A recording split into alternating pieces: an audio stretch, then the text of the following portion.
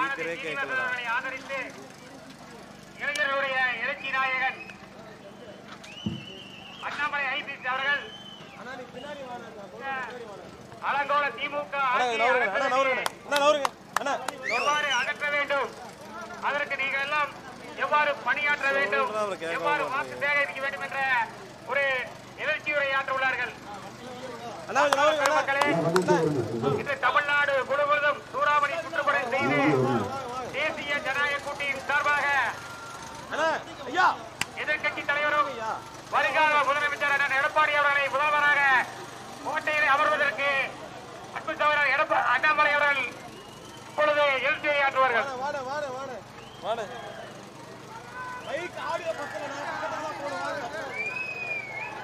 அன்பார்ந்த பெரியவர்களே, தாய்மார்களே, அன்பார்ந்த வாக்காளர் பெருமக்களே, இது ஒரு மகிழ்ச்சியான நாள். நம்முடைய தேசிய ஜனநாயக கூட்டணி கோயம்புத்தூர் வடக்கு சட்டமன்ற தொகுதிக்கு ஒரு அற்புதமான மகிழ்ச்சியான நாள். அக்கா அவர்கள் கிட்டத்தட்ட 6 நாட்களாக மருத்துவமனையிலிருந்து ஒரு நாளும் கூட கோயம்புத்தூர் வடக்கு சட்டமன்ற தொகுதியினுடைய மக்களை நினைத்து எல்லா மக்களையும் நம்ம சந்திக்கிறோமா, பிரச்சாரம் சரியாக போகிறதா, எல்லா மக்கள்கிட்டையும் நம்ம போய் நம்முடைய கட்சியை பத்தி எடுத்து சொல்றோமா, மோடி ஐயாவுடைய சாதனை, அண்ணன் எடப்பாடி பழனிசாமி அவர்கள் தமிழகத்துடைய முதலமைச்சராக இருந்த பொழுது செய்த சாதனைகள், எதற்காக ஆட்சி மாற்றம் ஏற்பட வேண்டும், திராவிட முன்னேற்ற கழகத்தினுடைய மோசமான நிர்வாகத்தை எல்லாம் எடுத்து சொல்றமான ஒரு பெரும் கவலையில் இருந்தார். அதே நேரத்தில் இன்னொரு பக்கம் நம்முடைய தொண்டர்கள் தலைவர்கள் எல்லோரும், குறிப்பாக அனைத்து இந்திய அண்ணா திராவிட முன்னேற்ற கழகத்தினுடைய தலைவர்கள் தொண்டர்கள் எல்லாம் நம்முடைய தாமரையை தன்னுடைய தோளிலே சுமந்து நெஞ்சிலே சுமந்து ஒரு வீடாக கிடந்த 1 வார காலமாக எல்லா வாக்காளர் பெருமக்களையும் சந்தித்து நம் அரசுடைய திட்டங்கள் எல்லாம் எதற்காக திராவிட முன்னேற்ற கழகத்தினுடைய ஆட்சி மாற வேண்டும் என்பதெல்லாம் நீங்கள் எடுத்து சொல்லியிருக்கிறீர்கள்.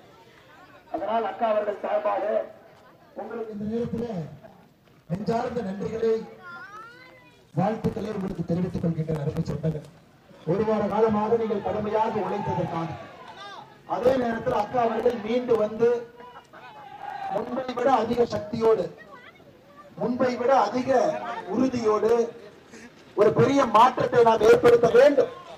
அடுத்த 5 ஆண்டு காலம் கோயம்புத்தூர் வடக்கு தொகுதியில நம்முடைய சட்டமன்ற உறுப்பினராக பணியாற்றுவதற்காக நாம இருக்க 5 நாள் ஓய்வு முடித்துவிட்டு நீ களத்துக்கு வந்திருக்கலாம். பத்திரிகையாளர் சந்திப்பு நடத்திவிட்டு கோயம்புத்தூர் தெற்கு தொகுதியில செய்திருக்கக்கூடிய சாதனை எல்லாம் பத்திரிகையாளர்கிட்ட சொல்லிட்டு, மக்களுக்கு சொல்லிட்டு, எப்படிப்பட்ட திட்டங்கள் ஒரு திட்டங்களையும் கூட எடுத்து விலக்கிவிட்டு இன்னைக்கு நம்முடைய பிரச்சார பயணத்தில் நம்மோடு அக்கா அவர்கள் இருந்திருக்கின்றார்கள். உங்கள் எல்லோரும் சார்பாக அக்கா அவர்களை வருக என்ற நேரத்தில் மறுபடியும் வரவேற்பது என்னுடைய கடமையாக கருதுகின்றேன். அதே நேரத்தில் தாய் உள்ளங்கள் கோயம்புத்தூர் வடக்கு தொகுதியினுடைய தாய் உள்ளங்கள்லாம் நம்முடைய பிரச்சார நோட்டத்தை வாழ்ந்தும் பொழுது கட்சியை கேட்பதை விட பிரச்சார திட்டத்தை கேட்பதை விட அக்கா நல்லா இருக்கலாங்களா அப்படிங்கிற ஒரு பெரிய ஒரு வஞ்சனையோடு கோயம்புத்தூர் வடக்கு தொகுதியினுடைய பொதுமக்கள் எல்லோருமே நம்முடைய தொண்டர்களிட்ட கேட்டீங்க. அதற்காக என்னுடைய நன்றிகளையும் கூட இந்த நேரத்தில் தெரிவித்துக் கொள்கின்றேன். அருமை சொந்தங்களே, இன்னைக்கு நம் முன்னிருக்கக்கூடிய ஒரு வேட்பாளர் பாரதிய ஜனதா கட்சியில படிப்படிப்படியாக ஏறி பட்டை தீட்டப்பட்டு செதுக்கப்பட்டு கட்சியினுடைய ஒரு பொறுப்புல தன்னை நிரூபித்து பாரதிய ஜனதா கட்சியுடைய எல்லா பெரிய பொறுப்புல அலங்கரித்து அதிலே மக்களுக்கு சேவை செய்து குறிப்பாக கோயம்புத்தூர் மக்களுக்காக 2016 சட்டமன்ற தேர்தலில் இருந்து தொடர்ந்து இங்கே உழைத்துக் கொண்டிருக்கின்றார்கள். அதற்கு முன்பு கட்சியினுடைய நிர்வாகியாக உழைத்துக் கொண்டிருந்தார். அதனை கொண்டுகளே இன்னைக்கு பாரதிய ஜனதா கட்சியுடைய உச்சகட்ட பொறுப்பு. இந்தியாவில நம்முடைய சகோதரிகள் தான் பாரதிய ஜனதா கட்சியுடைய பெரும் வாக்காளர்கள். இன்னைக்கு நம்முடைய பாரத பிரதமர் நரேந்திர மோடி அவர்கள் கடந்த 6 ஆண்டு காலமாக நம்முடைய பாரதிய ஜனதா கட்சியுடைய தேசிய மகளிரணி தலைவியாக அக்கா வானதி சீனிவாசன் அந்த பொறுப்பில் இருந்து இந்தியா முழுவதும் கட்சியினுடைய வளர்ச்சி, பெண்களுடைய வளர்ச்சி, மத்திய அரசினுடைய திட்டங்களை எல்லாம் சகோதர சகோதரிகள் எடுத்துச் சென்றதிலே ஒரு பெரிய பங்கு அவருக்கு இருக்கு. அதையெல்லாம் பார்த்து இன்னைக்கு நம்முடைய பாரத பிரதமர் ஐயா நரேந்திர மோடி அவர்கள் மே 4க்கு பிறகு நம்முடைய முதலமைச்சராக வரக்கூடிய அண்ணன் எடப்பாடி பழனிசாமி அவர்கள் எல்லோரும் இணைந்து இன்னைக்கு கோயம்புத்தூர் வடக்கு தொகுதிக்கு ஒரு சரியான நம்முடைய சட்டமன்ற வெற்றி வேட்பாளர் அக்கா அவர்கள் இங்கே கொடுத்திருக்கின்றார்கள். அருமை சொந்தங்களே, நாம் எல்லோரும் பிரச்சாரம் பண்ணிட்டு இருக்கிறோம். அக்காவும் பிரச்சாரம் பண்ணா, வேட்புமனு தாக்கல் செய்ததிலிருந்து அக்காவும் பிரச்சாரம் பண்ணிட்டு இருக்காங்க. அதனால கோயம்புத்தூர் வடக்கு தொகுதியில எந்த ஒரு வாக்காளர் பெருமக்களுக்கு கூட வானதி ஸ்ரீனிவாசன் என்கின்ற பெயர் அறிமுகம் இல்லை என்று யாரும் சொல்ல முடியாது. எல்லோருக்கும் அறிமுகமாக இருக்கக்கூடிய பேர். அவருடைய வேலையை பார்த்திருக்கின்றார்கள், பணியை பார்த்திருக்கின்றார்கள். அதுவே நமக்கு முதல் வெற்றி. மக்கள் தாமரைக்கு வாக்களிக்கணும், இவிஎம் மிஷினுக்கு போகணும், 4வது பட்டனை அமைக்கணும் அப்படின்னா மக்களுக்கு தெரியும் இந்த வானதி சீனிவாசன் என்பவர் யார். இன்னைக்கு கோயம்புத்தூர் வடக்கு தொகுதியில் அனைத்து இந்திய அண்ணா திராவிட முன்னேற்ற கழகத்துடைய தலைவர்கள் தொண்டர்கள் நம்மோடு இருந்து கொண்டிருக்கின்றான். தமிழகத்தில் 169க்கும் மேற்பட்ட தொகுதியில் வெட்டலை வென்று கொண்டிருக்கிறது. 27 தொகுதியில பாரதிய ஜனதா கட்சி கூட்டணி கட்சிகள் இணைந்து 33 தொகுதியில தாமர். எல்லோரும் ஒருங்கிணைந்து அண்ணன் தம்பிகளாக அண்ணன் எடப்பாடி பழனிசாமி அவர்கள் ஆட்சியில வரணும், முதலமைச்சர் அமரணும், அனைத்து இந்திய அண்ணா திராவிட முன்னேற்ற கழகம் தலைமையிலான தேசிய ஜனநாயக கூட்டணி ஆட்சிக்கு வர வேண்டும் என்கின்ற ஒற்றை கருத்திலே பாடுபட்டுக் கொண்டிருக்கின்றோம். அருமை சொந்தங்களே, நம்முடைய தொண்டர்களே, அடுத்த 4 நாட்கள் நம்முடைய தேர்தல் பணிகாலம் இருக்கு. 21ஆம் தேதி சாயந்தரம் 5 மணிக்கு நம்முடைய பிரச்சாரம் எல்லாம் முடிவுக்கு வர இருக்கு. இன்னும் 4 நாட்கள் கடுமையாக நம் மக்களை சந்திக்கணும். வானதி சீனிவாசன் அக்கா அவர்கள் எப்ப நம்முடைய வடவள்ளி சந்திரசேகர் ஐயா, நம்முடைய ராஜஸ்தானுடைய முதலமைச்சர் எல்லோரும் இங்கே வேட்புமனுவை தாக்கல் செய்த பொழுது நம்முடைய வெற்றி உறுதியாகிவிட்டது. அன்னைக்கு உறுதி ஆயிடுச்சு. இன்னைக்கு நாம மக்களை சந்திக்கணும். ஜனநாயகத்துல ஒரு மக்களையும் பார்க்கணும். அவங்க கிட்ட ஒரு வேட்பாளர் என்கின்ற முறையில நம்ம வாக்கு கேட்கணும். மக்களுக்கு நாம் என்ன செய்ய போகின்றோம் என்கின்ற ஒரு தன்னம்பிக்கையை கொடுக்கணும் என்பதற்காக நம்முடைய பிரச்சாரத்தை நாம் இன்னும் கடுமையாக ஒரு நாளும் நாம் அதிகப்படுத்திக்கிட்டே இருக்கிறோம். அதனால அன்பான வேண்டுகோள், அடுத்த 4 நாட்களும் கூட அருமை சொன்னதிலே திராவிட முன்னேற்ற கழகத்தினுடைய ஆட்சியிலே கடந்த 5 ஆண்டுகள்ல கோயம்புத்தூர்ல மட்டும் என்ன அநியாயம் பண்ணிருக்கிறாங்க பாருங்க. பெண்களுக்கு எதிரான பாலியல் வன்கொடுமை கோயம்புத்தூர் மட்டும் பாருங்க. நவம்பர் 3, 2025 கோயம்புத்தூர் விமான நிலையத்தில் காரில் தன்னுடைய நண்பர்களோடு பேசிக் கொண்டிருக்கக்கூடிய கல்லூரி மாணவிய 3 பேர் கொண்ட கும்பல் தூக்கி சென்று கூட்டு பாலியல் வன்கொடுமை. நம்முடைய கோயம்புத்தூர்ல கூட்டு பாலியல் வன்கொடுமை விமான நிலையத்துக்கு பக்கத்துல மார்ச் 3, 2026 கோவை புதூர் 4வது பட்டாலியன்ல பெண் போலீஸுக்கு ஒரு பாலியல் தொந்தரவு. இன்னைக்கு அந்த எஸ்பி கைது செய்யப்பட்டிருக்கிறார். அநியாயத்தை பாருங்க. இந்தியாவில் ஒரு மாவட்டத்தினுடைய காவல் கண்காணிப்பு பொறுப்பில் இருக்கிறவங்க நீ பட்டாலியன்ல இருக்கிறாங்க. அதே ரேங்க்ல ஒரு எஸ்பியை கைது செய்யும் அளவுக்கு பாலியல் வன்கொடுமை இன்னைக்கு அந்த இலாக்காக்குள்ள இருக்கு. பிப்ரவரி 18, 2025 கோவை குடியமுத்தூர்ல 17 வயது சிறுமி கூட்டு பாலியல் வன்கொடுமை. மே 1, 2025 கோவை ரயில் நிலையத்துல 17 வயது சிறுமிக்கு பாலியல் சீண்டல். ஜூலை 30, 2022 பொள்ளாச்சி அருகே 11ஆம் வகுப்பு மாணவிக்கு பாலியல் தொல்லை அளித்த 2 ஆசிரியர்கள். வெள்ளலூர் பகுதியில் அரசு பள்ளியில மாணவிகளுக்கு பாலியல் தொல்லை அளித்த கணினி ஆசிரியர். கோவையில் அமைந்துள்ள ஒரு சிபிஎஸ்இ பள்ளியில பிரச்சனை. கோவை அருகே உள்ள கிராமத்துல 85 வயது மூதாட்டிக்கு பாலியல் வன்கொடுமை. ஐயா பாருங்க, இந்த லிஸ்ட் எல்லாம் பாருங்க. கோயம்புத்தூர் எப்படிப்பட்ட ஊர். திராவிட முன்னேற்ற கழகத்தினுடைய ஆட்சியில் 5 ஆண்டு காலத்துல பாலியல் வன்கொடுமை என்பது எங்கெல்லாம் சென்றிருக்கிறது என்பதை நீங்கள் பார்க்க வேண்டும் அருமை சொந்தங்களே. அது மட்டுமல்ல, இன்னைக்கு கோயம்புத்தூரை பொறுத்த வரைக்கும் கோயம்புத்தூர் மாவட்டத்தில் மட்டும் 1200க்கும் மேற்பட்ட கல்லூரிகள் இருக்கு. இன்ஜினியரிங் கல்லூரி, மருத்துவக் கல்லூரி, கலை அறிவியல் கல்லூரி எல்லாம். இன்னைக்கு அந்த 1200 கல்லூரி இருக்கிற காரணத்தினால தமிழகத்துல மிக அதிகப்படியாக கஞ்சா புழக்க வழக்கமும் கூட நம்முடைய கோயம்புத்தூர் மாவட்டத்தில ஹையஸ்டா இருக்குதுங்க. இன்னைக்கு அதெல்லாம் பாத்தீங்கன்னா தெரியும். கோயம்புத்தூர்ல எல்லா பகுதியிலும் கூட எந்த அளவுக்கு கஞ்சா பருவப்பட்டிருக்கிறது. அதனால அருமை சொந்தங்களே, நாம் தெளிவாக இருக்க வேண்டும். கோயம்புத்தூர்ல 10க்கு 10 தொகுதியில எங்கேயும் கூட திராவிட முன்னேற்ற கழகமோ அதனுடைய கூட்டணி கட்சிகளோ வெற்றி பெறுவதற்கு நாம் விடக்கூடாது. 5 ஆண்டு காலமாக இங்க அவங்க வெற்றியே பெறாம ஆட்சியில மட்டும் உட்கார்ந்துகிட்டு இவ்வளவு அநியாயத்தை பண்ணி கொண்டிருக்கின்றார்கள். அதனால் அருமை சொந்தங்களே, கோயம்புத்தூர் பாதுகாக்கப்பட வேண்டும். பெண்களுடைய சுதந்திரம் பேணி காக்கப்பட வேண்டும். பெண்களுக்கு எதிரான பாலியல் வன்கொடுமையை மிக மிக மிக குறைந்த எண்ணிக்கையில குறைத்துக் கொண்டு வர வேண்டும். நாம் எல்லோரும் அதற்கு செய்ய வேண்டிய ஒரே ஒரு வேலை, திராவிட முன்னேற்ற கழகத்தை எங்கேயும் கூட நம்ம பக்கத்தில் விடக்கூடாது. அடுத்த 4 நாட்கள்ல கரூரிலிருந்து வந்திருக்கக்கூடிய 10 ரூபாய் பாலாஜி தன்னுடைய வித்தையெல்லாம் காட்டுவார். தன்னுடைய வித்தையெல்லாம் காட்டுவதற்கு தயாராக இருக்கிறார். ஆனா கோயம்புத்தூர் மக்கள் தெளிவாக இருக்கின்றார்கள். தம்பியை எந்த வித்தை வேணாலும் காட்டு. இந்த முறை கோயம்புத்தூர்ல 10க்கு 10லும் கூட திராவிட முன்னேற்ற கழகத்தினுடைய தோல்வி உறுதி என்பதில் நம்முடைய மக்கள் எல்லாம் மிக தெளிவாக இருக்கின்றார்கள்.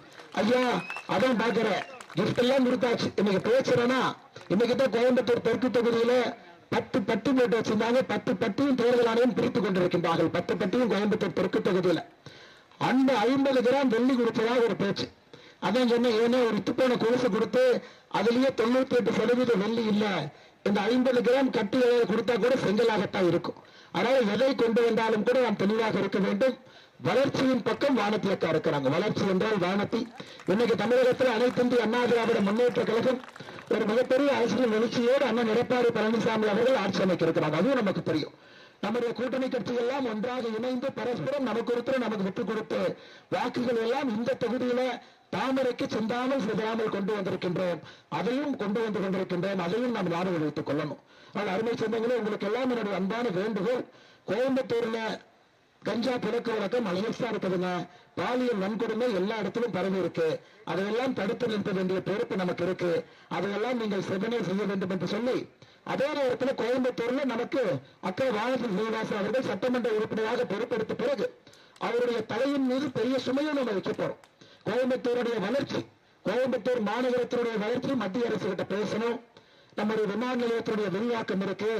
கோயம்புத்தூர் நாம் செய்யக்கூடிய எல்லா வளர்ச்சிகளும் கூட அடுத்த கட்டம் எடுத்துட்டு போகணும். திராவிட முன்னேற்ற கழகம் 5 ஆண்டுகளாக எதையும் செய்யல. அதற்கும் மத்திய அரசோடு பேசி இணைந்து மேலே மோடி அவர்களும் கீழே அண்ணன் எடப்பாடி பழனிசாமி அவர்களும் இருக்கும் பொழுது இருவரும் இணைந்து மத்திய அரசுடைய திட்டங்கள் எல்லாம் கோயம்புத்தூருக்கு மிக முக்கியமாக விரைவாக கொண்டு வர வேண்டிய கடமை நம்முடைய அக்காக்கு இருக்கு.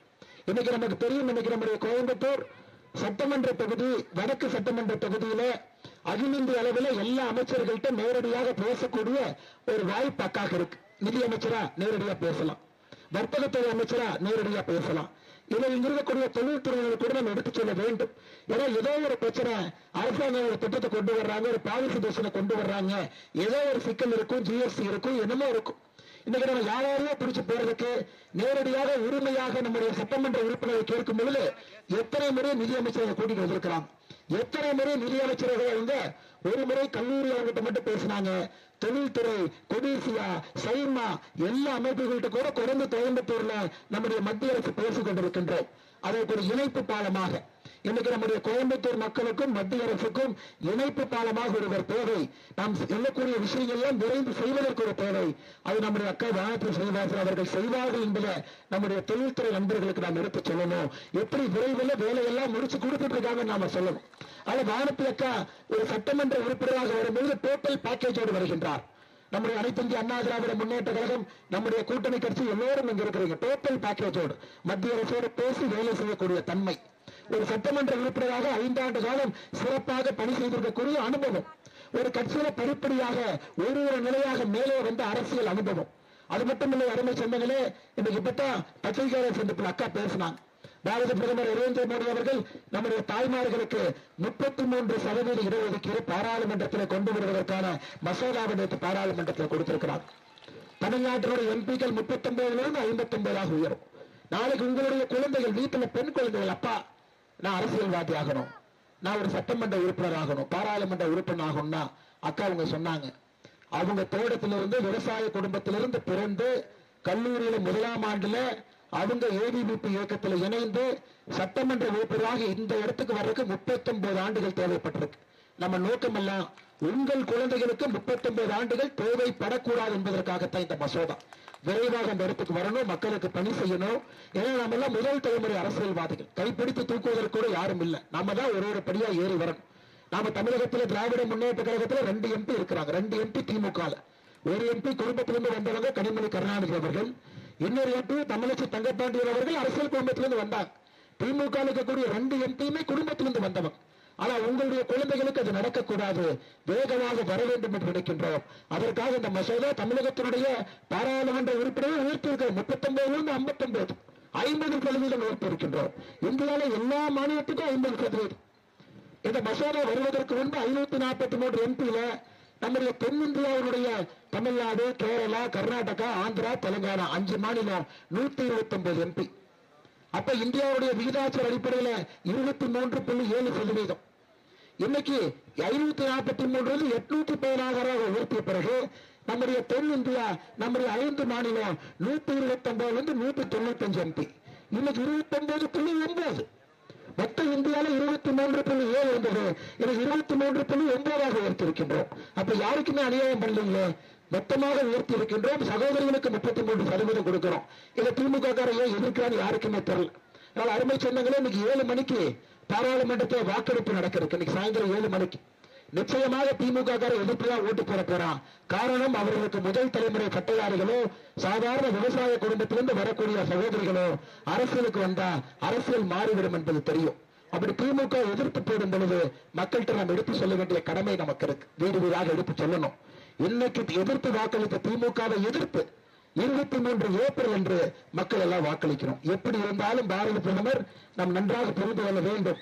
இன்னைக்கு எதிர்கட்சிகள் கூட்டு சதி செய்து இந்த மசோதாவை தோற்கடிக்க முயன்றாலும் கூட அது பெண்களுடைய முன்னேற்றத்தை கொஞ்சம் தடை பண்ணிருக்காங்க அர்த்தம்.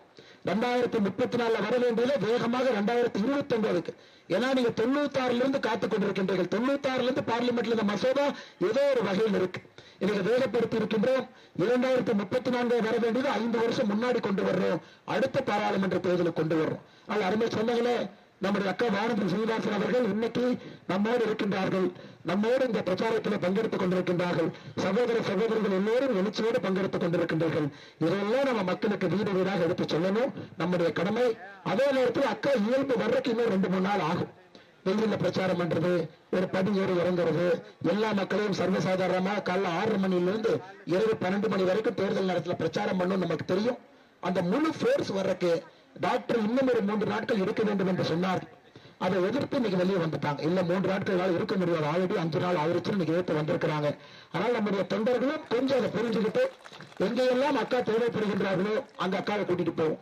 எங்கெல்லாம் நம்மால அந்த பணி செய்ய முடியுமோ நாம் அந்த பணியை செய்வோம்.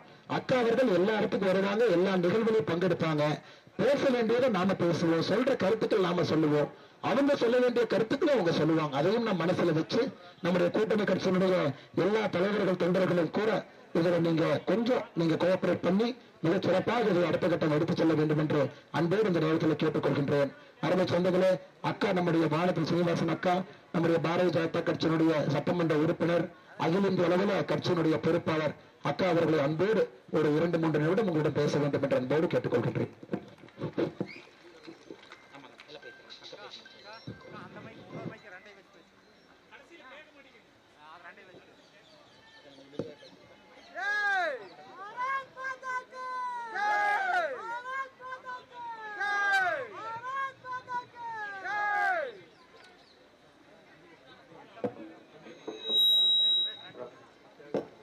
பாரத் மாதா கி. அன்புக்கும் மரியாதைக்கும் உரிய சகோதர சகோதரிகளே, முதல்ல உங்க எல்லாருக்கும் நன்றி.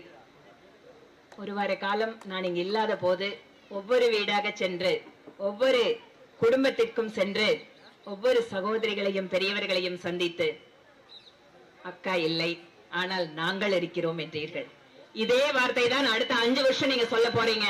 அக்கா எங்க இருந்தாலும் உங்களுக்கு எம்எல்ஏ என்று சொல்லக்கூடிய அளவில் நாம் அத்தனை பேரும் மக்கள் பணியாற்றத்தான் போகிறோம். இந்த நேரத்தில் தேர்தல் பிரச்சார நேரத்தில் இடைப்பட்ட கொஞ்ச நேரம் பிரேக் எடுக்கிறதுங்கிறது கொஞ்சம் கஷ்டமான வேலை தான்.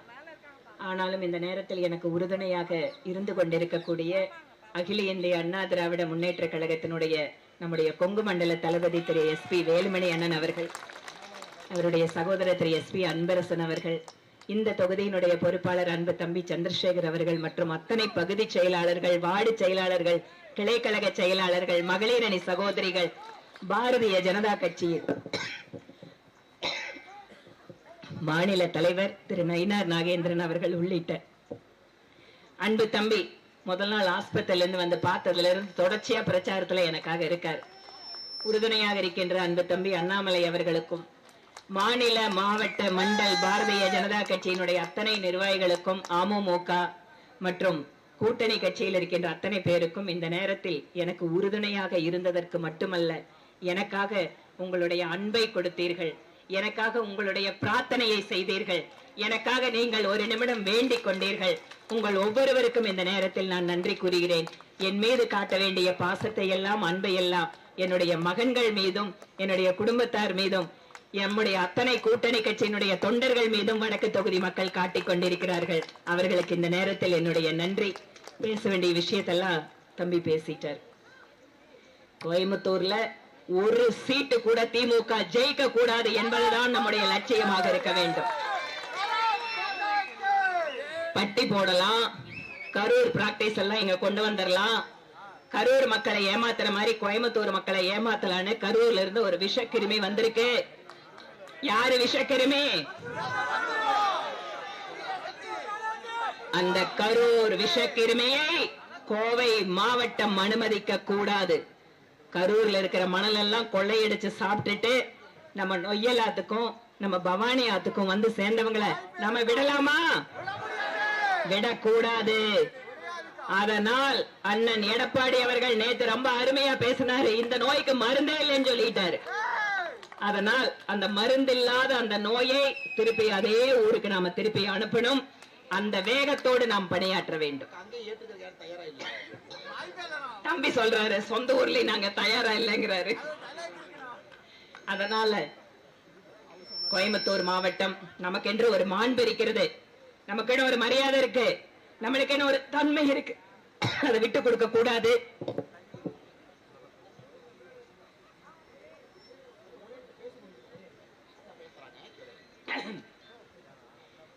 உடல்நிலையை மீறியும் அதிகமா பேசணும்னு அந்த 10 ரூபாய் பாலாஜி நம்மளை வைக்கிறாரு. ஆனால் சகோதர சகோதரிகளே, அவருடைய அத்தனை அலங்கோலையும் அத்தனை ஊழலையும் பார்த்தவர்கள் நாம். எந்த விதத்திலேயும் அதற்கு அனுமதிக்காமல் இப்படி கடந்த முறை 10க்கு 10, இந்த முறை அவனாசியோடு சேர்ந்து 11க்கு 11 சென்னை கோட்டையிலே அண்ணன் எடப்பாடி அவர்கள் முதலமைச்சர். பிரதமர் மோடி அவர்கள் வரலாற்று சிறப்புமிக்க விஷயத்தை இந்த நாட்டோட பெண் சமுதாயத்துக்கு பண்ணிட்டு இருக்கார். இங்க இருக்கக்கூடிய மகளிர் சகோதரிகளுக்கு தெரியும் அரசியலில் எம்எல்ஏ எம்பி என்பது எவ்வளவு பெரிய கனவு என்று. ஆனால் பிரதமர் மோடிக்கு தெரிகிறது, என்னுடைய மகள் என்னுடைய சகோதரி அரசியலுக்கு வந்து அவர்கள் எம்எல்ஏ எம்பி ஆவதற்கு அவர்களுக்கு எந்தவித இடர்பாடும் இருக்கக்கூடாது என்பதற்காக இன்று சிறப்பு சட்டத்தை கொண்டு வந்திருக்கிறார். பாரதிய ஜனதா கட்சியால் தான் இது முடிஞ்சிருக்கு. அன்று செல்வி ஜெயலலிதா அம்மையார் எப்படி தமிழகத்தினுடைய பெண்களுக்கு ஒரு ஊந்து சக்தியாக இருந்தார். அத்தனை பெண்களும் அவரை அம்மாவாக பார்த்தாங்கன்னா உண்மையா அம்மாவாக பார்த்தாங்க. இன்னைக்கு பிரேமலதா அக்கா ஸ்டாலின் முன்னால சொல்றாங்க, ஒரு பிரச்சனை இல்லைங்க அன்பு சகோதரர், எங்க பார்த்தாலும் தமிழ்நாட்டுல பாலியல் வன்கொடுமை நடக்குது. ஆனா உண்மையாவே பிரேமலதா அக்காவோட தைரியத்தை நாம பாராட்டி ஆகணும். அதனால் திமுகவோட திரு ஸ்டாலின் அவர்களுக்கு சர்டிபிகேட்டை கூட்டணி கட்சி தலைவியை கொடுத்துட்டாங்க. இதை கொண்டு போய் நம்ம மக்களுக்கு சேர்த்தாலே போதும்.